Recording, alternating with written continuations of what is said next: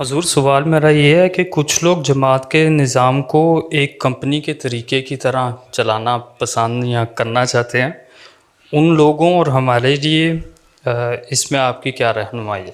جماعتی نظام جو ہے جماعتی قواعد بنے ہوئے ہیں، چلانا چاہتے ہیں تو آپ سب کہیں نا جب ہمارے پاس قواعد نہ ہوں. ہماری ذیلی تنظیمیں ان کے قواعد ہیں، دستور اساسی ہے. ہمارا مرکزی نظام ہے، اس کے قواعد ہیں، دستور اساسی ہے.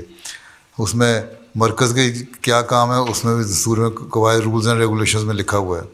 مقامی جماعتوں کے کیا قاعدے ہیں اس میں رولز اینڈ ریگولیشن میں لکھا ہوا ہے. سیکرٹری خارجہ کا کیا کام ہے، صدر کا کیا کام ہے، جنرل سیکرٹری کا کیا کام ہے، تربیت کا کیا کام ہے، مال کا کیا کام ہے، وہ ہر ایک کا کام لکھا ہوا ہے. اس کے مطابق چلائیں گے، وہ ہمارا بنا ہوا. ہم نے اپنا رولز اینڈ ریگولیشن فالو کرنے ہیں.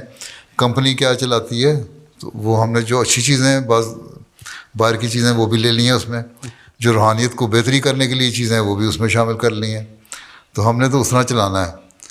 تو وہ ان سے جو بھی کہتے ہیں نا یہ کمپنی کی طرح چلاؤ، ان سے کہو جی ہمارے پاس تو یہ کتاب ہے، یہ رولز اینڈ ریگولیشن ہے، ہم نے تو اس کے مطابق چلانا ہے. یہ روحانی نظام ہے، یہ صرف دنیاوی نظام نہیں ہے بلکہ ایک روحانی نظام بھی ہے. اور اس میں ہم نے جو کام کرنا ہے وہ صرف یہ کسی کمپنی کو فائدہ پہنچانے کے لیے نہیں کرنا بلکہ اللہ تعالیٰ کو راضی کرنے کے لیے کرنا ہے. ٹھیک ہے.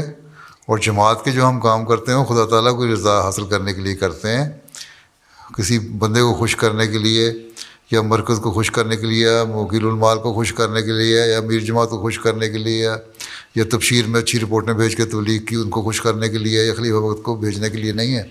اللہ تعالیٰ سب کچھ دیکھ رہا ہے. اس لیے ہمارا ایک نظام ہے جس کا آخری مقصد یہ ہے کہ اللہ تعالیٰ کی رضا حاصل کرنا.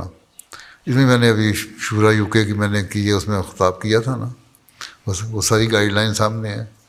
ٹھیک ہے. تو کمپنی کو چلانا ہے ہم نے اللہ تعالیٰ کی کمپنی کو. ٹھیک ہے. اللہ کی رضا سامنے ہوگی، جو ہر چیز دیکھ رہا ہے، سب کچھ ٹھیک ہو جائے گا. ٹھیک. جزاک اللہ.